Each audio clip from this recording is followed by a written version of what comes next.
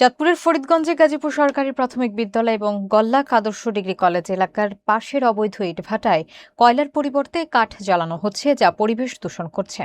পরিবেশ অধিদপ্তর এবং উপজেলা প্রশাসন ব্যবস্থা নেওয়ার আশ্বাস দিয়েছেন। বিস্তারিত থাকছে আব্দুস সোবাহান লিটনের তথ্যচিত্রে। চাঁদপুরের ফরিদগঞ্জে কয়েকটি শিক্ষা প্রতিষ্ঠানের পাশের অবৈধ ইটভাটায় কয়লার পরিবর্তে কাঠ জ্বালানোর কারণে পরিবেশের ভারী দূষণ হচ্ছে।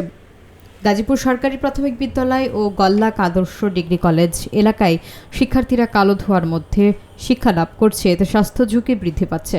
স্থানীয়রা জানিয়েছেন, ইটভাটার কারণে নষ্ট হচ্ছে পরিবেশ, উজাড় হচ্ছে বনজ ও ঔষধি গাছ সহ বিভিন্ন সবুজ বৃক্ষ এবং বিলীন হচ্ছে ফসলি জমি। পরিবেশ দূষণের ফলে কোমলমতি শিক্ষার্থী, নারী ও শিশুদের মধ্যে শ্বাসকষ্ট ও অন্যান্য রোগের সম্ভাবনা বেড়েছে।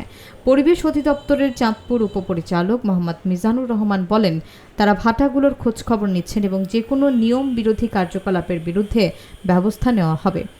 উপজেলা নির্বাহী কর্মকর্তা সেটু কুমার বড়ুয়া বলেন, ইটভাটায় কয়লার পরিবর্তে কাঠ ব্যবহার করা অপরাধ এবং এ বিষয়ে অভিযান পরিচালনা করে প্রয়োজনীয় ব্যবস্থা গ্রহণ করা হবে।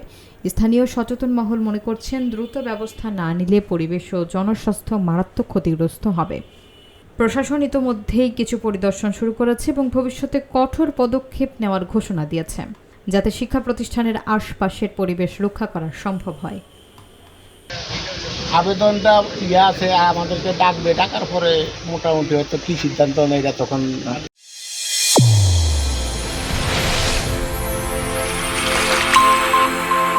চ্যানেল A1 হৃদয়ের স্পন্দন।